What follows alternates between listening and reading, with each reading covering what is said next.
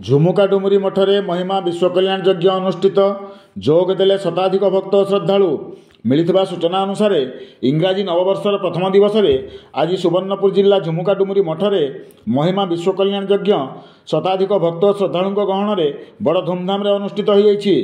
କାର୍ଯ୍ୟକ୍ରମରେ ଝାରସୁଗୁଡ଼ା ମହିମା ମଠର ମଠାଧୀଶ ଆଦିକନ୍ଦ ବାବା ଓ ସାଥୀଙ୍କ ଦ୍ୱାରା ଦୀପ ପ୍ରଜ୍ୱଳନ ସହ ଘୃତାହୁତି ଯଜ୍ଞ ଅନୁଷ୍ଠିତ ହୋଇଥିଲା।